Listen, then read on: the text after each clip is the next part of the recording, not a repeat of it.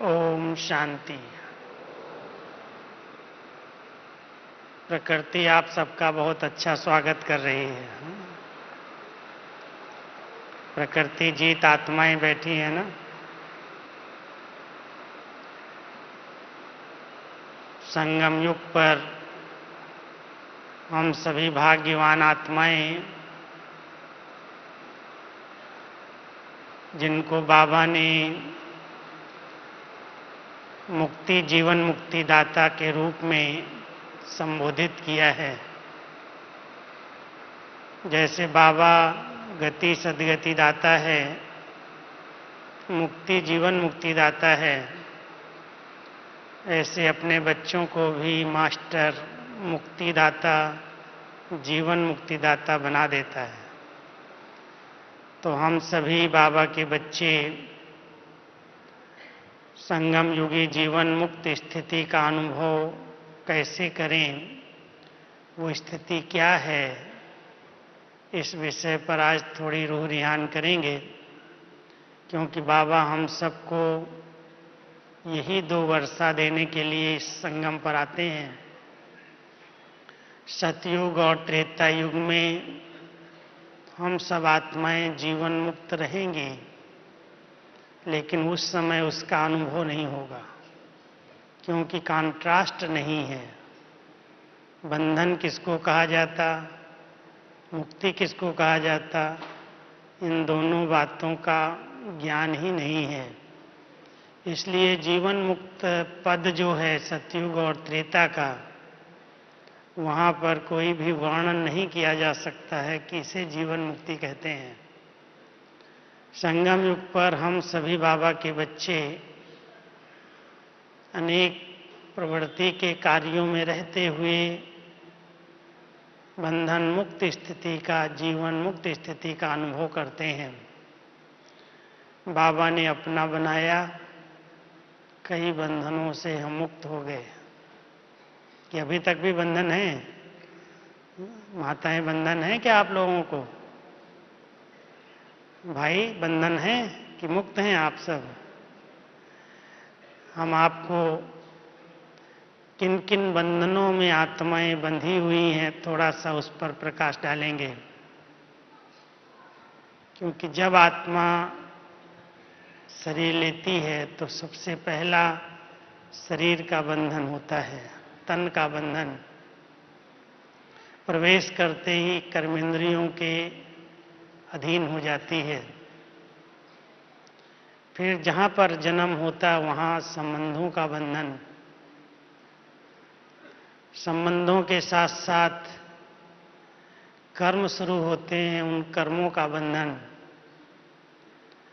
और कर्म के साथ साथ कई प्रकार की जवाबदारियां आ जाती हैं, उन जवाबदारियों को निभाने का बंधन। और जवाबदारियां निभाने के पीछे धन और साधन का बंधन। धन चाहिए, साधन चाहिए, और इन बंधनों के साथ जब वो कर्म क्षेत्र पर कर्म करती है तो कई प्रकार के संस्कार, स्वभाव, प्रभाव, दबाव, उनका बंधन शुरू हो जाता है। और साथ साथ जब वो पुनर्जन्म में आती है तो कई प्रकार के हिसाब किताब, कर्म बंधन बनाने लगते हैं। और भी कई इस दुनिया के अंदर बंधन हैं। बाबा के बच्चे तो अधिकतर उनसे मुक्त हैं। भक्ति के बंधन हैं, शास्त्रों के बंधन हैं, समाज के बंधन हैं, गुरुओं के बंधन हैं। कितने प्रकार के बंधनों में आत्मा जकड़ी हुई है। कलयुग के अंदर ये सब प्रकार के बंधन आत्माएं बांध करके बैठी हैं। लेकिन जब बाबा मिल जाते, ज्ञान मिल जाता, तो ये सब बंधन की रस्सियां टूट जाती हैं। तो आज इस सभा के अंदर आप सभी क्लास नहीं सुनना, लेकिन चेक करना, चेंज करना। और पहला चेक करना ये कि आत्मा इस शरीर में आई तो तन के बंधन से ज्ञान मिलने के बाद मुक्त स्थिति का अनुभव करती है, तन में सब कर्मेंद्रियां आ जाती हैं। आंख, नाक, मुख, कान, हाथ, पैर, ज्ञान इंद्रियां और कर्म इंद्रियां और आत्मा की मूल शक्तियां, मन, बुद्धि, संस्कार। क्या इस तन के अंदर आत्मा जब आई और ये जब ज्ञान मिल गया कि तुम आत्मा हो, तो ये कर्मेंद्रियां अपनी ओर आकर्षित करके कोई गलत काम करा के उस बंधन में बांध तो नहीं देती हैं। अगर बंधी हुई आत्मा है तो अपने को जीवन मुक्त नहीं कहला सकती। इसलिए चेकिंग जरूरी है कि हम बाबा के बच्चे बने, आत्मा का ज्ञान मिला, आत्मा मालिक है, आत्मा राजा है, तो क्या वो इन कर्मेंद्रियों को अपने अनुसार चलाती है या कर्म इंद्रियां उसे चला रही हैं।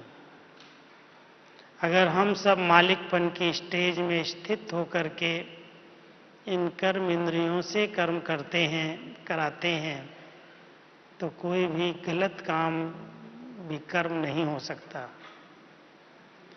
जीवन मुक्त आत्माएं संगम युग पर वही जीवन मुक्त स्थिति का अनुभव करती हैं जो इन कर्म इंद्रियों की मालिक बन करके रहती हैं। कोई भी कर्मेंद्रिय जिसे अपने अधीन नहीं बनाती, और उसके लिए ये बहुत अच्छा अभ्यास, बहुत काल का अभ्यास कि मैं आत्मा राजा हूं, मैं आत्मा मालिक हूं। जो सुनना चाहूं सुनूं, जो देखना चाहूं देखूं, जो बोलना चाहूं बोलूं, नहीं तो चुप।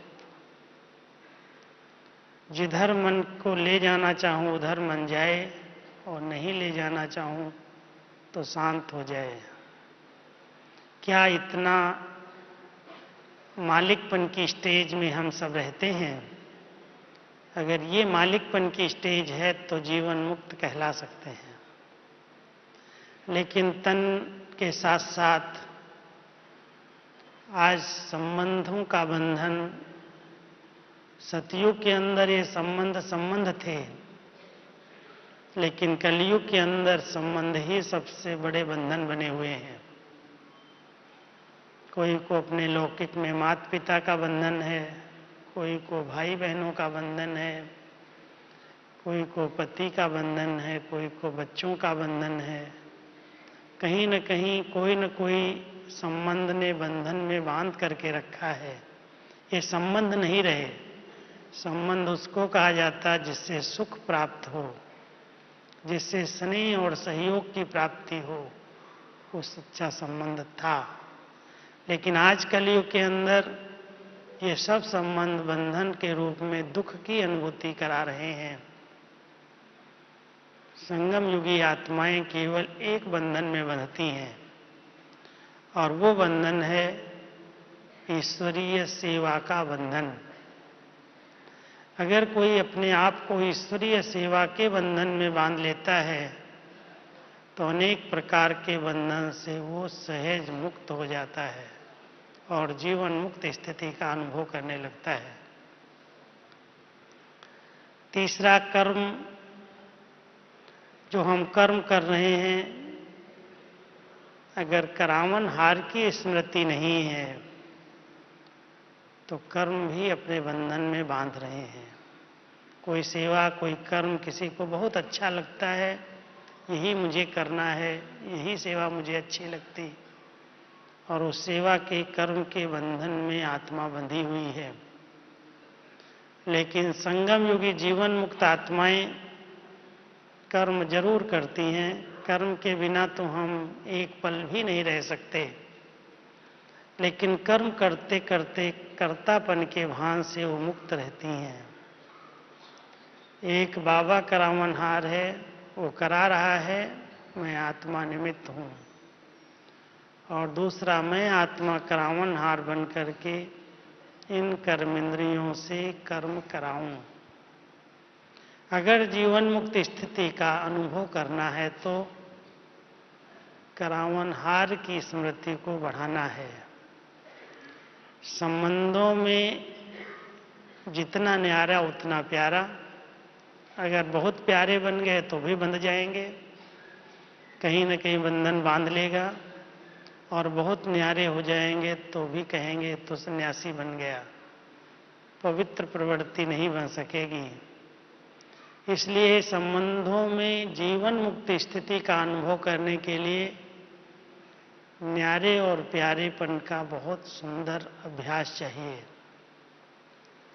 और कर्मों में कर्म बंधनों की रस्सियों से मुक्त रहने के लिए करावनहार की स्मृति चाहिए। अगर कर्तापन का मैंपन आ जाता है, मैं ये कर्म कर रहा हूँ, मैंने ये बहुत अच्छा काम किया है, तो वो अहम के रूप में बंधन बनता जा रहा है। संगम युग पर हम सब जीवन मुक्त स्थिति का अनुभव तभी करते हैं, बाबा आपने करा लिया, मैंने क्या किया। करावनहार आप हैं, मैं तो आपका हूँ, आप जो चाहें वो करा लें।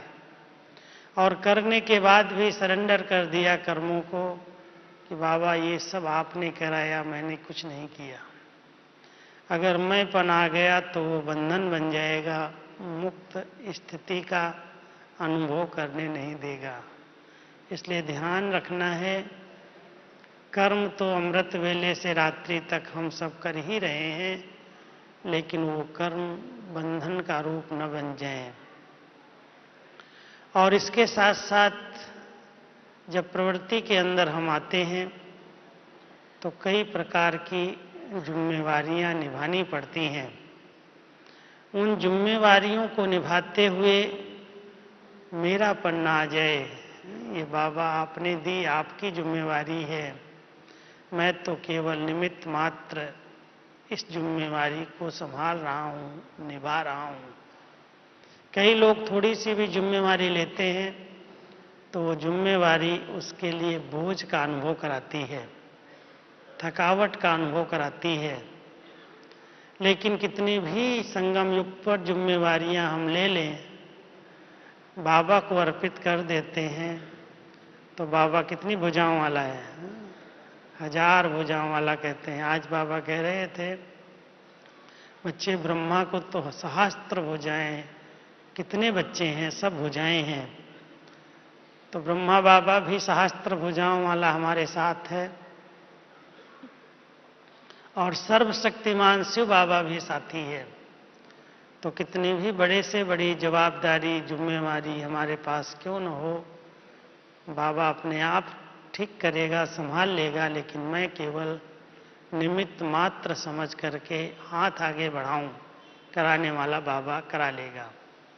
तो जिम्मेवारियां निभाते हुए, छोड़ करके नहीं, प्रवृत्ति छोड़ दी, सेवाएं छोड़ दी। कई भाई बहनें कहते हैं कि भाई साहब हमको इस नौकरी से बहुत बंधन लगता है, इसको छोड़ दूं।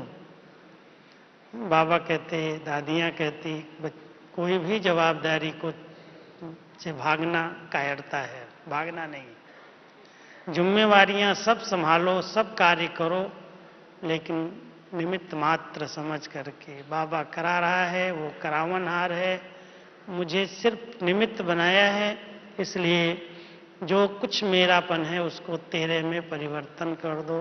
तो जवाबदारियां आपको बंधन में नहीं बांधेंगी, मुक्त स्थिति का अनुभव कराएंगी। और साथ साथ जो कर्म बंधन की अनेक रस्सियां बनती जा रही हैं, स्वभाव, संस्कार, प्रभाव, लगाव, किस किस रूप में अनेक प्रकार के बंधन बनते जा रहे हैं, उन्हें सूक्ष्म चेक करने की जरूरत है। क्योंकि जिस प्रकार के स्वभाव संस्कार बनते हैं वो संकल्पों और स्वप्नों के रूप में प्रकट होते हैं। अगर कोई बहुत कड़े संस्कार स्वभाव का बंधन है तो न चाहते भी वो बंधन अपनी ओर खींचता है, संकल्प भी वैसे चलते हैं, बोल भी वैसे चलते निकल जाते हैं, और कर्म भी वही होने लगते हैं।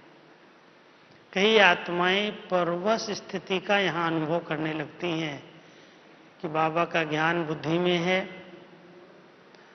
समझ है, सब कुछ जानते हैं, लेकिन फिर भी ये कर्म हमसे हो रहे हैं, ऐसा पता नहीं क्यों हो रहा है।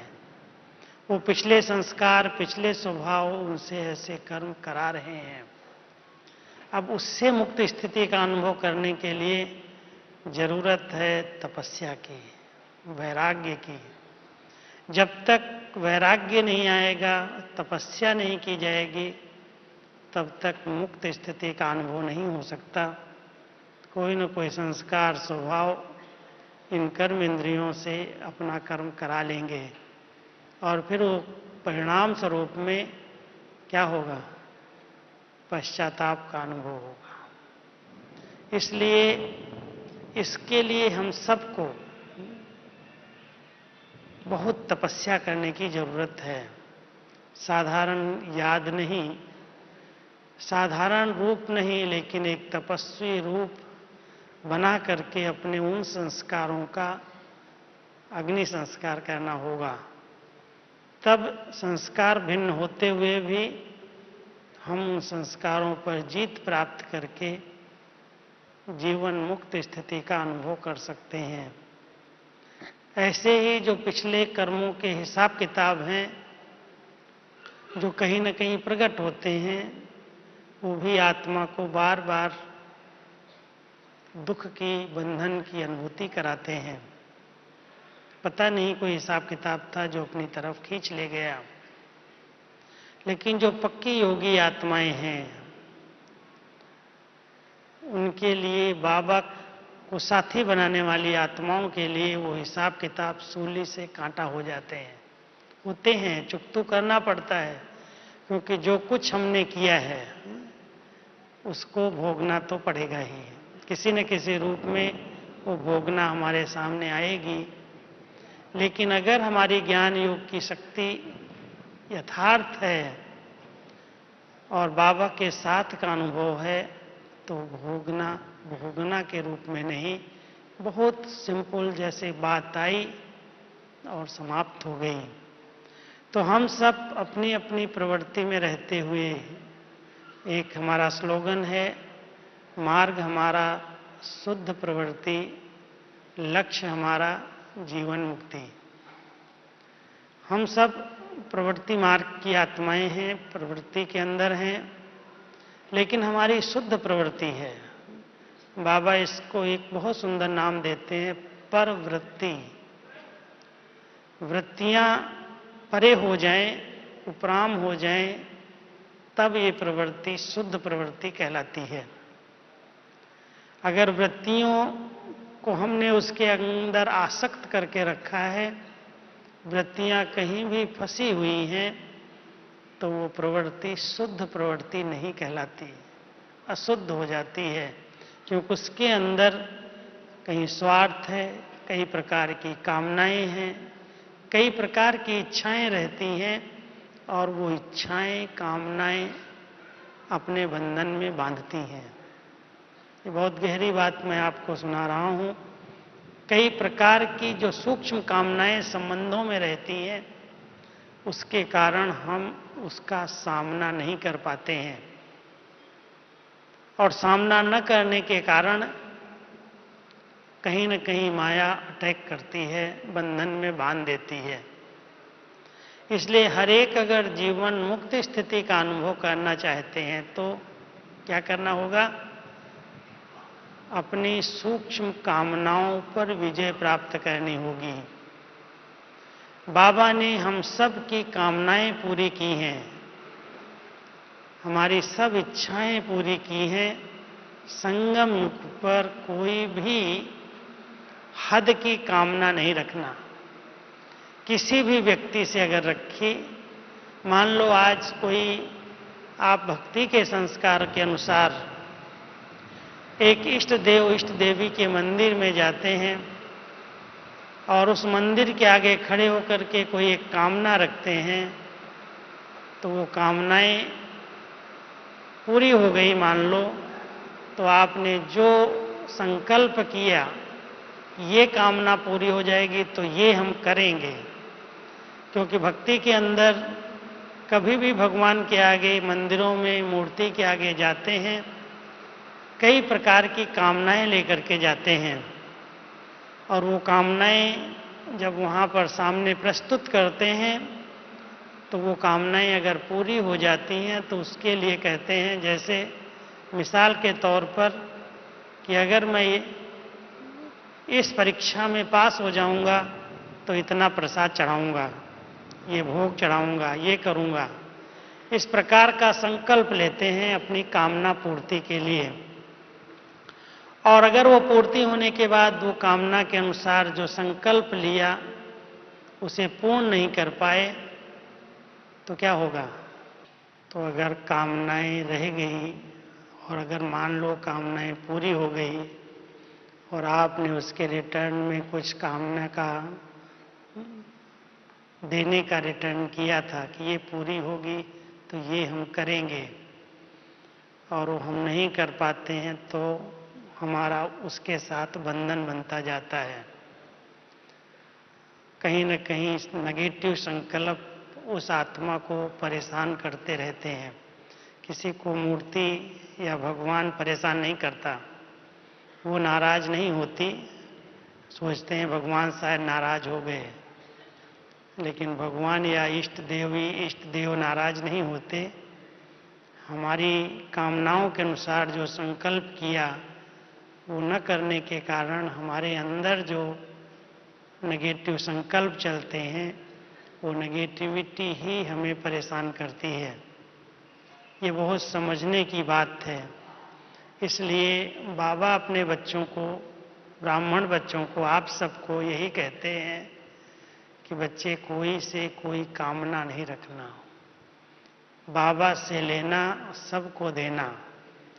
दाता एक है, एक से हम सबको हर चीज की प्राप्ति हो रही है।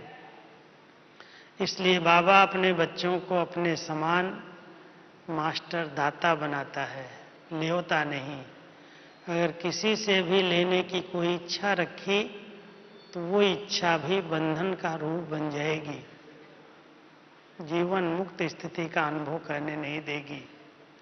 इसलिए किसी भी देहधारी आत्मा से, चाहे वो कितनी भी सिद्धि प्राप्त की हुई हो, मुझे उससे कुछ भी नहीं चाहिए।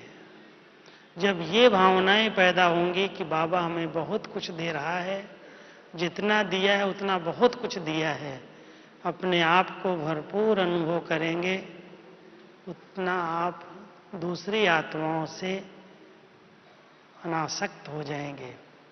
और अनासक्त वृत्तियां आपकी जीवन मुक्त स्थिति की निशानी है। 5-6 बातें मैं आपको सुना देता हूं। अगर वैसी स्थिति बन गई तो आप समझ सकते हैं कि मैं जीवन मुक्त स्थिति के समीप पहुंच गया हूं।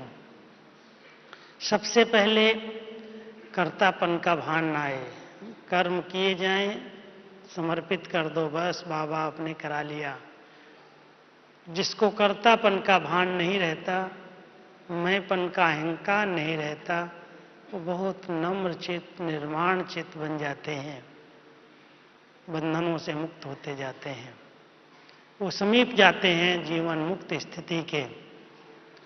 दूसरा, अनासक्त बनते जाते हैं। कोई चीज, कोई कामनाएं उनकी हद की नहीं रहती।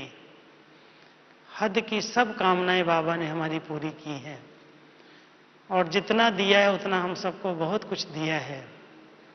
इसलिए किसी व्यक्ति विशेष से अगर कोई भी हद की कामना रखी, चाहे स्थूल धन की, चाहे किसी साधन की, तो वो आत्मा अपना प्रभाव अवश्य डालेगी और बंधन बनता जाएगा। इसलिए अगर हम जीवन मुक्त स्थिति का अनुभव करना चाहते हैं तो एक, ये जीवन बाबा के हवाले कर दें। बाबा जैसे चलाना है चलाओ, जो कराना है कराओ, जहाँ बिठाना है बिठाओ, जो खिलाना है खिलाओ, मेरे तो एक आप, दूसरा न कोई। जब एक पर ध्यान चला जाएगा, आप जीवन मुक्त स्थिति का अनुभव करने लगेंगे। मैं आपको एक छोटी सी इस पर कहानी सुनाता हूँ, राजा जनक की। सुनी होगी आप लोगों ने, कई बहनें अपनी क्लासेज में सुनाती हैं, मैंने भी सुनी है, वो सुना रहा हूँ। कहते हैं राजा जनक को जीवन मुक्त कहते थे। विदेही, ट्रस्टी और जीवन मुक्त, राजाई में रहते हुए जीवन मुक्त स्थिति का वो अनुभव करते थे। ये संगम युग की यादगार है। सतयुग के अंदर तो सभी जीवन मुक्त होंगे, लेकिन जब वो अपनी प्रवृत्ति, अपनी राजाई को संभालते हुए जीवन मुक्त का टाइटल ले लिया, तो संतों ने, कई सन्यासियों ने उनकी परीक्षा लेनी चाहिए कि देखें ये अपने आप को जीवन मुक्त कैसे कहलाता है। तो एक सन्यासी उनके दरबार में गए और बोले कि आपके पास इतना सब वैभव है, इतने सब राजठाट है, राजकोष है, और आप जीवन मुक्त कैसे हो सकते हैं। तो कहा अच्छा ठीक है, आप भी उसका अनुभव करके देख लें। तो उनको कहा कि ये जो राजकोष है, राज दरबार, राज के साधन सुविधाएं हैं, आप इसका परिक्रमा करके आओ। और परिक्रमा करते समय उनके हाथ पर एक दीपक रख दिया। कहा ये दीपक कैसा है, इसका ध्यान रखना, ये पूरी परिक्रमा के अंदर बुझना नहीं चाहिए। अगर ये दीपक बुझ गया तो आप जीवन मुक्त स्थिति का अनुभव नहीं कर सकेंगे। तो सन्यासी उनकी दरबार में, उनके राजकोष के अंदर जहाँ पर वैभव रखे थे, सब साधन सुविधाएं उपलब्ध थी, उसको देखने के लिए निकले और दीपक हाथ में था, इसलिए उनका फुल ध्यान दीपक की तरफ था, कहीं ये बुझ न जाए। तो पूरी परिक्रमा करने के बाद जब वो वहाँ पर पहुँचे तो राजा ने उनसे पूछा, राजा जनक ने, कि आपने क्या देखा, क्या क्या आपका, कौन सी चीज़ें अच्छी थी। बोला क्या बताऊं, क्या अच्छा था, कुछ मुझे तो कुछ पता नहीं चला, क्योंकि मेरा ध्यान तो केवल दीपक पर था। जब दीपक पर था तो कुछ नहीं पता चला। तो कितनी भी साधन थे, कितनी सुविधाएं थी, कितनी सब प्रकार की कारोबार चल रही थी, लेकिन उनको कोई चीज़ दिखाई नहीं दी, क्योंकि उनको लही रहा कि ये दीपक कहीं बुझ न जाए।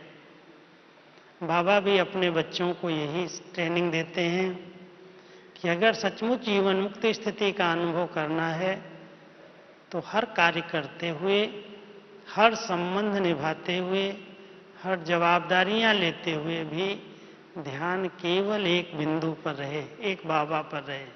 मेरा तो एक बाबा, दूसरा न कोई। और अगर दूसरी कोई बात याद आती है तो वो है श्रीमत।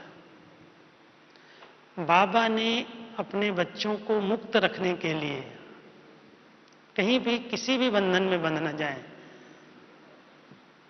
उसके लिए श्रीमत की बाउंड्री बना करके दी है। हम सब बहुत भाग्यशाली बच्चे हैं बाबा के, जिनको संकल्प के लिए, बोल के लिए, कर्म के लिए, संबंध के लिए, सेवाओं के लिए, प्रवृत्ति और निवृत्ति, सब के लिए, कुमारों को, कुमारियों को, प्रवृत्ति वालों को, टीचर्स को, सबको श्रीमत मिली हुई है। हर बात के लिए श्रीमत है। और यदि हम श्रीमत को यथार्थ रूप से समझ करके उसकी पालना करते हैं तो कोई भी बंधन अपने बंधन में बांध नहीं सकता, कैसा भी बंधन हो। लेकिन जहां पर उस श्रीमत में मनमत या परमत का प्रभाव आ जाता, वहां ही बंधन शुरू हो जाते हैं। इसलिए ध्यान रखना, मैं आप सबको प्रवृत्ति में रहते हुए जीवन मुक्त स्थिति के लिए 5 संकल्प देता हूं। 5 स्थितियां हैं हमारी अमृत वेले से रात तक, और उन स्थितियों की स्मृति अगर बनी रहेगी तो सब कुछ करते हुए भी आप जीवन मुक्त स्थिति का अनुभव प्रवृत्ति में कर सकते हैं। पहली स्मृति के अंदर आंख खुलते ही मैं बाबा आपका हूं, बच्चा हूं। बहुत छोटे बच्चे बनकर के बाबा से हुज्जत से बात करो, रूह रिहान करो, प्यार से, जैसे कोई बाप और बच्चे का मिलन होता है, उससे शक्ति लो, वरदान लो, अधिकार से वर्षा लो, मैं आपका बच्चा हूं। कितनी भी एज हो, कितनी भी जवाबदारियां हों, लेकिन सवेरे सवेरे बाप और बच्चे के संबंध से मिलन मनाना और बाबा से सब अधिकार ले लेना। भोलानाथ है, बहुत जल्दी राजी होता है। आप बाबा के अमृत वेले के स्वरूप का अनुभव करके देखना, आपको सारे दिन के लिए बहुत अच्छी अच्छी अनुभूतियां और प्राप्तियां होंगी। यहाँ तो आप और अच्छा कर सकते हो, लेकिन कई बार ऐसा लगता है इतनी भीड़ के अंदर शायद मुझे अनुभव नहीं होगा। लेकिन आप सब एक ऐसा संकल्प लो कि हम अकेले हैं, इतनी सभा के बीच में रहते हुए भी एक बाबा दूसरा न कोई। कल का अव्यक्त दिन है, बाबा का मिलन का दिन है। अमृत वेले आंख खुले, ये संकल्प लेने, बाबा मैं आपका हूं, और बच्चे और बाप के रूप में बहुत मीठी मीठी रूह रिहान करना, अनुभव करना, कैसे मैं आत्मा बिंदी, बाबा बिंदी, बिंदी रूप में बाबा के मैं साथ का अनुभव करूं। दूसरा स्वरूप है, मैं बाबा आपका स्टूडेंट हूं, गार्डली स्टूडेंट हूं। बहुत सुंदर स्टूडेंट लाइफ है। स्टडी करने का शौक जिसको है, बाबा की मुरली का बहुत ध्यान से अध्ययन करते हुए अपनी एक बहुत अच्छी जीवन जिसमें निश्चिंतता है, जिसमें कोई जवाबदारियां नहीं हैं, बस बाबा पढ़ा रहा है, मैं पढ़ रहा हूं, मैं बाबा का अनन्य स्टूडेंट हूं। बहुत ध्यान से स्टडी करना, क्या बाबा हमें पढ़ाना चाहता है, ये दूसरा स्वरूप है। और तीसरा स्वरूप प्रवृत्ति वालों को भी विशेष बाबा कहता है कि आप सभी कर्म करते हुए हमेशा समझो मैं खुदाई खिदमतगार हूं। बाबा ने हम सबको जो सेवाएं दी हैं, चाहे वो घर के काम में ही आप लगे हुए हैं, प्रवृत्ति के काम में कर रहे हैं, लेकिन ये बाबा ने हमें सेवा दी है। ये खुदा की खिदमत के लिए मैं यहाँ सेवा पर हूँ। लौकिक जवाबदारियां हैं, बिजनेस हैं, कोई भी नौकरी है, कुछ भी आप कर रहे हैं, ये बाबा के लिए कर रहा हूँ। खुदा ने मुझे सेवा दी है, ये खुदाई है, खिदमत कर रहा हूँ। तो इस प्रकार खुदाई खिदमतगार की स्मृति रहेगी तो कोई भी कार्य करते हुए स्मृति रहेगी मैं ईश्वरीय सेवा पर हूँ। बंधन नहीं बनेगा, बाबा किया और बाबा को अर्पित कर दिया। चौथा स्वरूप है, क्योंकि बहुत सारी बातें आती हैं संगठन और सेवा के क्षेत्र में, ध्यान रहे कि मैं तो विजयी योद्धा हूं। विजय हमारा जन्म सिद्ध अधिकार है, ये युद्ध स्थल है, और युद्ध स्थल पर युधिष्ठिर बन करके हम सबको कैसी भी परिस्थिति, कैसा भी पेपर आए, विजयी बन करके पास होकर के दिखाना है। डरना नहीं है।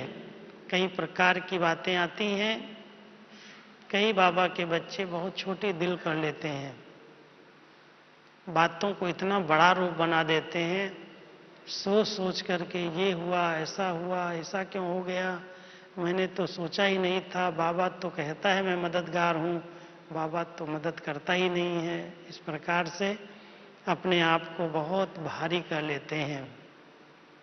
लेकिन बहुत गुप्त रूप से, जैसे आपने देखा होगा रामायण के अंदर एक बहुत अच्छा युद्ध दिखाया है बाली और सुग्रीव का।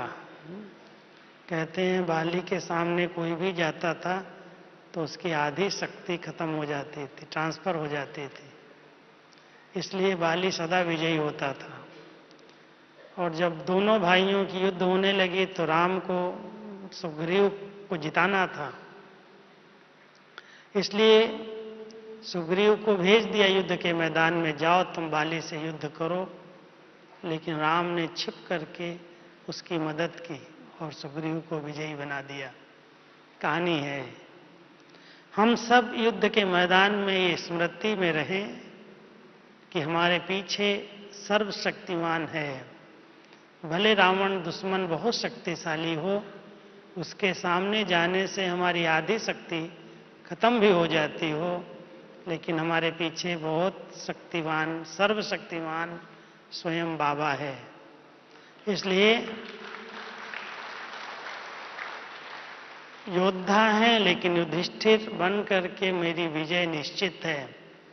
रोज अपने मस्तक पर एक तिलक दे दो कि मैं बाबा का विजयी रतन हूं। विजय मेरा जन्म सिद्ध अधिकार है।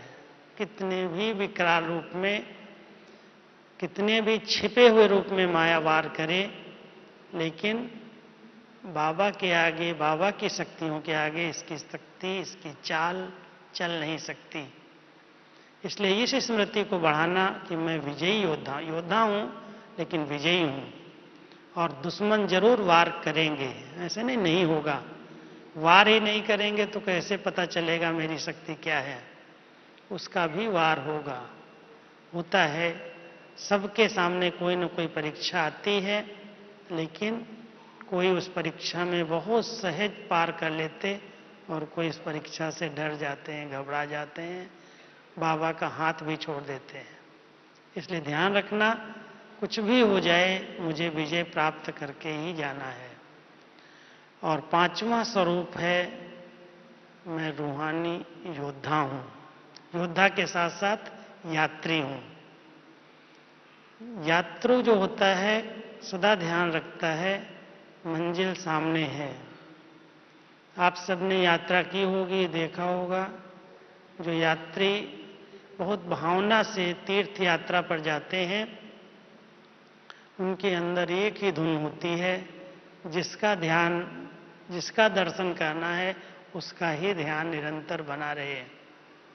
मैं एक बार गया था एक स्थान पर, बहुत सीढ़ियां थी, सैकड़ों सीढ़ियां चढ़ करके लोग दर्शन करने के लिए आते थे वैष्णो देवी के मंदिर में। और वहां पर पैदल सवेरे से रात तक चलते ही रहते। और चलते चलते जब मंदिर तक पहुंचते हैं, इतना थके हुए होते हैं, लेकिन फिर भी जय वैष्णो देवी, जय वैष्णो देवी, उसके सिवाय उनके मुख से और कुछ नहीं निकलता। वो पीछे मुड़ करके नहीं देखते। हम सभी भी यात्रा पर हैं, मंजिल अभी समीप है, पहुंचना ही है। इसलिए बाबा अपने यात्रियों को क्या कहते हैं? हे रूहानी यात्री, थक मत जाना, अभी मंजिल दूर नहीं है, पहुंचे कि पहुंचे। इसलिए थकावट का अनुभव जरा भी न हो।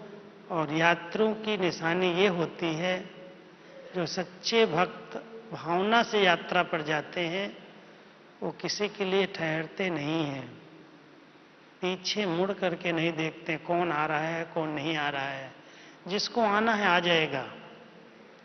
ये नहीं आया, वो नहीं आया, ऐसा हुआ, वैसा हुआ, किसी की चिंतन और चर्चा नहीं करते हैं। तो हम सभी भी रूहानी यात्री हैं। बाबा ने हम सबको यात्रा दी है, सिखाई है। अमृत वेले से रात तक निरंतर यात्रा पर हम हैं। और कहते हैं जब तक यात्रा पर रहते हैं तब तक केवल एक ही ध्यान रहता है, कोई दूसरा याद ना आए, जिसकी कामना रखी है उसके सिवाय। तो उनके बुद्धि में तो कोई न कोई देवी देवता, कोई न कोई इष्ट होगा। हम सबकी बुद्धि में तो केवल एक बाबा ही है। और बाबा को सामने रख करके, बाबा की स्मृति से दिन रात यात्रा चलती रहे, तो यात्री किसी भी बंधन में नहीं बनता जब तक वो मंजिल को प्राप्त न कर ले। तो हम सभी हर कर्म करते हुए एक कर्तापन के भान से मुक्त रहें, दूसरा अनासक्त वृत्ति रखें, तीसरा ट्रस्टीपन का भाव, क्योंकि बाबा ने हमें जो कुछ प्राप्तियां कराई हैं हमने बाबा को अर्पित की। बाबा ये तन, ये मन, ये धन, जो कुछ है ये सब तेरा है। कहा है ना सभी ने? कहा है सभी ने, भक्ति के अंदर तो बहुत कहा है। अभी कहा या नहीं कहा है? दिल से कहते हो सभी, बाबा ये सब तेरा है। बाबा कहता है मैं क्या करूंगा आपका लेकर के, इसको तुम संभालो, लेकिन ध्यान रखना ट्रस्टी बन करके संभालना है, बंध नहीं जाना, अपना नहीं समझ लेना। बाबा ये तन आपकी अमानत है, आपकी सेवा में सफल हो जाए। हम लोगों की बुद्धि में तो यही रहता है, बाबा आपने ये तन आप दिया है, जितनी सेवा इससे कर सकता हूं कर लो, इसको कहीं भी दूसरे संग में न जाने दो।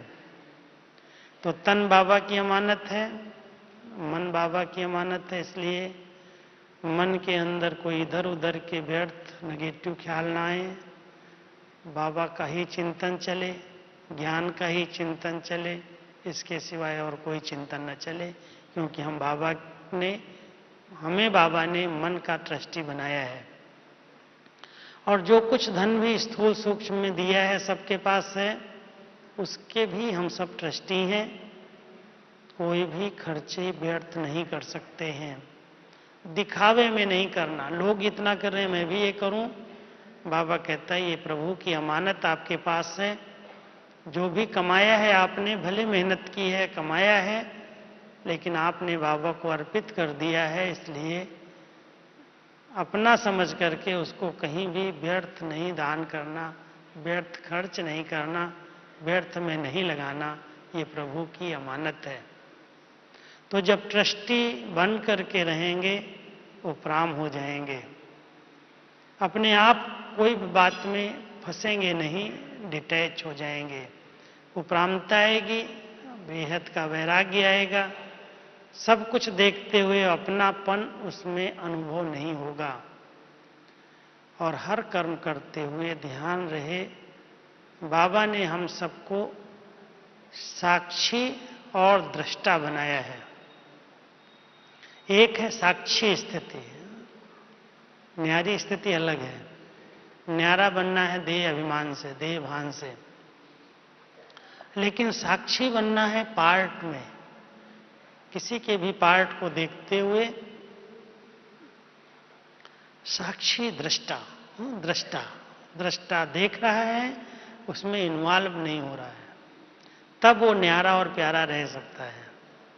इसलिए साक्षी दृष्टा की स्टेज, त्रिकालदर्शी की स्टेज, उपराम स्टेज, वैराग्य की स्टेज, अनासक्त स्टेज और करावनहार की स्मृति, ये सब बाबा की जो खास बातें हैं जीवन मुक्त स्थिति के लिए हैं। ये सब का अगर हम सब ध्यान रखें, इनकी गहराई में जाना, ये सिर्फ बाबा की मुरलियों से सुनो नहीं, सुना तो कई बार है, लेकिन इन स्थितियों का अनुभव करो। आप देखेंगे कि जब वो स्थितियां अनुभव में आएंगी, आप इतने हल्के हो जाएंगे जैसे कोई बंधन नहीं है, और उसकी बहुत अच्छी निशानी आपको दिखाई देगी। अगर कोई आत्मा मुक्त बनती गई तो मुक्त की निशानी क्या होगी? वो बैठेगी, सेकंड में बाबा के पास चली जाएगी, कोई भी योग के अंदर रुकावट नहीं लगेगी, एकदम खुशी का अनुभव, हल्केपन का अनुभव, उड़ती कला का अनुभव, बाबा के साथ का अनुभव बहुत सरल और सहज रीति से होने लगेगा। तो हम सब पुरुषार्थी आत्माएं ऐसी रेस करें जो संगम युग पर जो भविष्य में मिलने वाला पद है उसका अनुभव करके देखें। और हरेक कर सकता है, हरेक को करना है, ऐसे नहीं ये तो बड़ी ऊंची मंजिल है, इस मुक्त स्थिति का अनुभव हम कैसे करेंगे। बाबा कहता है बच्चे आप ही तो करने वाले हो, आप नहीं करोगे तो और कौन करेगा। इसलिए हम सब इस नशे से कि बाबा ने हमें चुना है, संगम युग पर हमें इस जीवन मुक्त स्थिति का अनुभव करना है, जीवन छोड़ करके नहीं, जीवन में रह करके करना है। तो हम सब जब जीवन में रहते हुए अपने आत्मिक स्थिति का अभ्यास बढ़ाएंगे, एक बाबा के ऊपर अपने आप को केंद्रित कर लेंगे, एक बाबा को ही सर्व संबंधों से अपना समझ करके प्रैक्टिकल कर्म क्षेत्र पर कर्म करेंगे, तो आप देखेंगे कि सब कुछ कर रहे हैं, कहीं पर भी फंसते नहीं हैं, कोई मेरे में नहीं फंसे और मैं किसी में न फंस जाऊं। ये बहुत ध्यान रखने की जरूरत है, नहीं तो आज की दुनिया के अंदर एक बहुत बड़ा चक्कर चल रहा है। वो चक्कर है फंसने और फंसाने का। कोई किसी में फंस जाता है, कोई किसी में फंसा लेता है, कोई अपने में फंसा लेता है या कोई में कोई फंस जाता है। तो ध्यान देना, अगर हम सब बहुत खुशनुमा जीवन का, उड़ती कला का, सहज योगी जीवन का, संगम युग की मौजों का अनुभव करना चाहते हैं तो कहीं भी बंधना नहीं, कहीं भी फंसना नहीं। कोई कितना भी आकर्षक हो, कितना भी पैसे वाला हो, कितना भी स्नेही हो, कितना भी सहयोगी हो, मुझे कुछ किसी से नहीं चाहिए। और जिस दिन ये चाहनाएं हमारी समाप्त हो जाएंगी, उस दिन हम सब उस मुक्त स्थिति में उड़ता पंछी बन करके अपने वतन चलेंगे। बाबा यही चाहता है कि मेरे बच्चे संगम पर इस स्थिति का अनुभव कर लें और इस स्थिति का अनुभव करते करते अपने घर चलें और फिर जीवन मुक्त पार्ट में आए।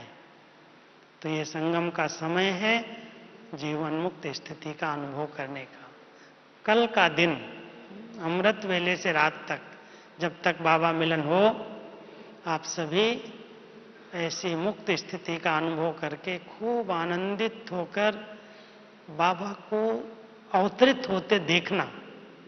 वैसे इन आंखों से देखने की चीज नहीं है, लेकिन कैसे बाबा निराकारी रूप से पहले अव्यक्त ब्रह्मा के तन में प्रवेश होते और फिर बाप और दादा दोनों मिलन करते हुए दादी के तन में आते हैं। अगर आप अपनी ऐसी अव्यक्त स्थिति में रहेंगे, लाइट स्थिति में रहेंगे, तो बाबा के अवतरण का, उनकी प्रवेशता का, उनकी शक्तियों का किसी भी कोने में बैठे हुए बहुत सुंदर अनुभव कर सकेंगे। लेकिन ध्यान रखना,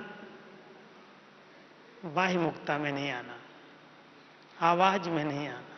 जितना अंतर्मुखी रहेंगे, यहां से जाते समय अभी से प्रैक्टिस कर लो, आवाज ही न हो, बिल्कुल ऐसे लगे फरिश्ते जा रहे हैं, अपने में खोए हुए हैं, एक बाबा में समाये हुए हैं, अव्यक्त हैं, लाइट हैं, आवाज से परे हैं। तो बाबा के मिलन का अव्यक्त अनुभव आप सब करेंगे और बाबा से सब शक्तियों का, जीवन मुक्त स्थिति का वरदान संगम पर प्राप्त कर लेंगे। ओम शांति।